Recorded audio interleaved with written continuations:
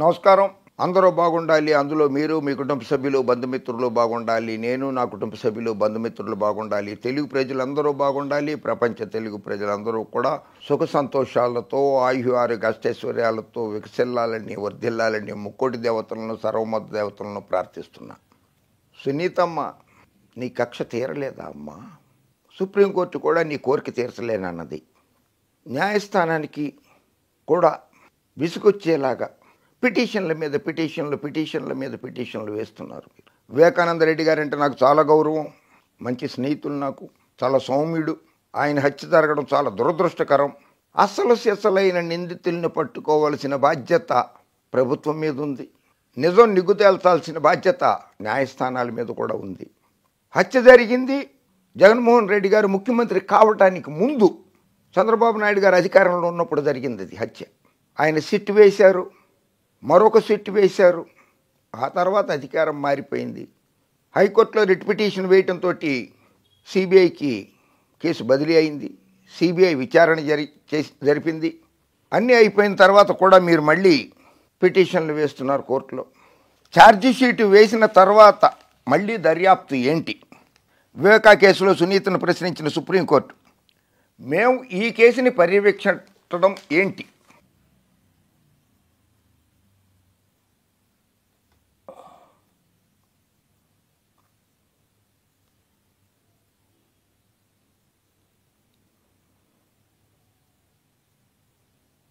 ఈ వాదనలను CBI court దృష్టికి ఎందుకు తీసుకెళ్లలేదు? ఒకదాని వెంట ఒకటి పిటిషన్లు వేస్తుంటే విచారణ పూర్తయ్యేది ఎప్పుడు? ఇలా వేస్తుంటే విచారణ పూర్తి కావడానికి దశాబ్ద కాలం పడుతుంది. దర్యాప్తు పూర్తి చేసిన తర్వాతే కదా ఛార్జ్షీట్లు వేసింది. అలాంటప్పుడు తరుపతి దర్యాప్తు కోరి మీరు సాధించేది ఏంటి? బెయిలు రద్దు విషయంలో మేము జోక్యం చేసుకోము అంటే అవినాష్ రెడ్డి గారి బెయిల్ కావచ్చు, భాస్కర్ రెడ్డి గారి బెయిల్ కావచ్చు, ఇంకెవరి బెయిల్ అయినా సరే బెయిలు రద్దు విషయంలో మేము జోక్యం చేసుకోము. ఎందుకమ్మా జైళ్ళకి పంపే కార్యక్రమాలు పెట్టుకున్నారు? అసలు నిందితులను పట్టుకోండి. వివేకానంద రెడ్డి గారిని హత్య చేసిన అసలు నిందితులు ఎవరు? వాళ్ళని పట్టుకోండి. వాళ్ళకి శిక్ష పడేలా చూడండి. సొంత కుటుంబీకులకు శిక్ష పడేలా చూడడం కాదమ్మా. సునీతను నిలదీసిన అత్యున్నత న్యాయస్థానం మాజీ మంత్రి వైఎస్ వివేకానంద రెడ్డి హత్య కేసులో తదుపరి దర్యాప్తు జరిపేలా సిబిఐని ఆదేశించాలన్న వివేకా కుమార్తె డాక్టర్ నర్రెడ్డి సునీతారెడ్డి అభ్యర్థనపై సుప్రీంకోర్టు తీవ్రంగా స్పందించింది. ఛార్జిషీట్ దాఖలయ్యాక ఇప్పుడు దర్యాప్తు కోరడం ఏమిటంటూ ఆమెను ప్రశ్నించింది. ఒకదాని వెంట ఒకటి పిటిషన్లు వేస్తుంటే విచారణ పూర్తయ్యేది ఎప్పుడని ప్రశ్నించింది. అలా సుప్రీంకోర్టు వ్యాఖ్యలు చేస్తోంది.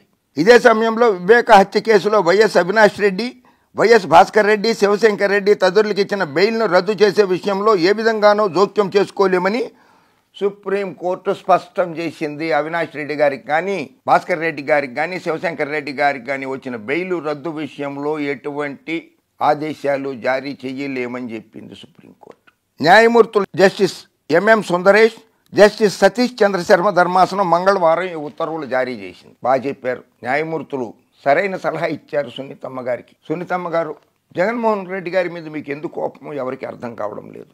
తండ్రి గారి మరణం కంటే కూడా మీకు జగన్మోహన్ రెడ్డి గారి మీద కక్ష ఎక్కువగా ఉంది అని ప్రజలు అనుకుంటున్నారు. వివేక హత్య కేసులో నిందితులుగా ఉన్న వైఎస్ అవినాష్ రెడ్డి, శివశంకర్ రెడ్డి, భాస్కర్ రెడ్డి తదితరులకు హైకోర్టు ఇచ్చిన ముందస్తు బెయిల్ను రద్దు చేయాలని కోరుతూ సునీతారెడ్డి సుప్రీంకోర్టులో దాఖలు చేసిన పిటిషన్లు మీద తదుపరి దర్యాప్తు జరిపేలా సిబిఐని ఆదేశించాలంటూ కూడా ఆమె పిటిషన్లు దాఖలు చేశారు. సునీతమ్మ గారి తరఫున సీనియర్ న్యాయవాది సిద్ధార్థ లోత్రా గారు వాదనలు వినిపించారు. సిబిఐ తరఫున సాలిసిటర్ జనరల్ ఎస్వి రాజు గారు స్పందిస్తూ ఈ కేసులో సిబిఐ దర్యాప్తు ముగిసిందని తెలిపారు. కోర్టు ఆదేశిస్తే తప్ప తదుపరి దర్యాప్తు చేపట్టబోమన్నారు.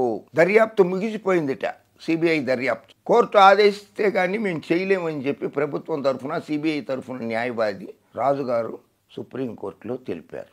ఇంకేం కావాలమ్మా? 13 లక్షల డాక్యుమెంట్లను కోర్టు ముందుంచింది. వైఎస్ అవినాష్ రెడ్డి, శివశంకర్ రెడ్డి, భాస్కర్ రెడ్డి తదితరుల తరఫున సీనియర్ న్యాయవాదులు రంజిత్ కుమార్, నాగముత్తు వాదనలు వినిపించారు.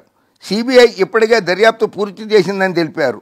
భారీ స్థాయిలో ఛార్జిషీట్లు కూడా దాఖలు చేసిందన్నారు. 13 లక్షల పేజీల డాక్యుమెంట్లను కోర్టు ముందు ఉంచిందని తెలిపారు. ఇప్పుడు తదుపరి దర్యాప్తు అంటే కింది కోర్టు విచారణ ముందుకెళ్లే అవకాశం ఉందన్నారు. 13 లక్షల పేజీల పత్రాలు దాఖలు చేశారట. 13 లక్షల పేజీలు సామాన్యమా? ఇంకా కూడా దర్యాప్తు కావాలా అమ్మా? వైఎస్ జగన్మోహన్ రెడ్డి గారి కుటుంబం మీద ఎందుకమ్మా అంత కక్ష? ఆయన మీకేం అన్యాయం చేశాడు? అవినాష్ రెడ్డి గారు మీకేం అన్యాయం చేశాడు? ఏం ద్రోహం చేశాడు మీకు? అవినాష్ రెడ్డి గారు చెప్పారు, నా గెలుపుకు వివేకానంద రెడ్డి గారు కృషి చేస్తున్నారు, నాతో పాటుగా ప్రచారం చేశారని చెప్పారు. అన్ని వీడియోలు ఉన్నాయి. ఆయన హత్య జరగడానికి ముందు, హత్య జరిగి ఉండకపోతే ఆ రోజు నాడు కూడా ఆయన ప్రచారానికి వెళ్ళుండేవారు అవినాష్ రెడ్డి గారితో కలిసి. తన ప్రచారానికి సహకరిస్తున్న వ్యక్తిని హత్య ఎందుకు చేస్తారమ్మా? సొంత బాబాయిని హత్య చేయించాల్సిన అవసరం జగన్మోహన్ రెడ్డి గారికి ఏమున్నది? ఆస్తి తగాదాలు లేవు, గట్టు తగాదాలు లేవు, పొలం తగాదాలు లేవు, రాజకీయ తగాదాలు లేవు కదమ్మా. ఆయన వైఎస్ జగన్మోహన్ రెడ్డి గారు ఎమ్మెల్సీ టికెట్ ఇవ్వలేదా వివేకానంద రెడ్డి గారికి? వివేకానంద రెడ్డి గారిని ఎవరు ఓడించారో కూడా మీకు తెలుసు కదమ్మా. జగన్మోహన్ రెడ్డి గారి టికెట్ ఇచ్చి ఓడించుకోడు కదమ్మా. ఎవరు ఓడించారో కూడా మీకు తెలుసు కదా. ఎలా ఓడించారో కూడా తెలుసు కదా. ఎందుకు ఓడించారో కూడా తెలుసు కదమ్మా. సునీతమ్మ, దర్యాప్తు అయిపోయింది, న్యాయస్థానాల్లో విచారణ జరుగుతోంది, న్యాయస్థానాలకి సహకరించమ్మా, విచారణ జరగనివ్వమ్మా, న్యాయస్థానాల్లో శిక్ష పడనివ్వమ్మా. డెఫినెట్గా శిక్ష పడాల్సిందే. నేను కూడా కోరుకుంటా. వివేకానంద రెడ్డి గారు నాకు కూడా మంచి స్నేహితుడు. ఆయన్ని శాసనసభలో చూశాను, లోక్సభలో చూశాను. నేను చాలా సౌమ్యుడు, ఎవరి జోలికి వెళ్ళే వ్యక్తి కూడా కాదు ఆయన. అటువంటి వ్యక్తి దారుణ హత్య నన్ను కలచివేసింది. హత్య చేసిన నిందితులకి కఠిన శిక్ష పడాలని కోరుకుంటూ, న్యాయస్థానాలకి గౌరవం ఇవ్వాల్సిందిగా, న్యాయమూర్తులకి గౌరవం ఇవ్వాల్సిందిగా, సిబిఐ లాంటి సంస్థలకు కూడా గౌరవం ఇవ్వాల్సిందిగా మిమ్మల్ని వేడుకుంటున్నాను. జై హింద్.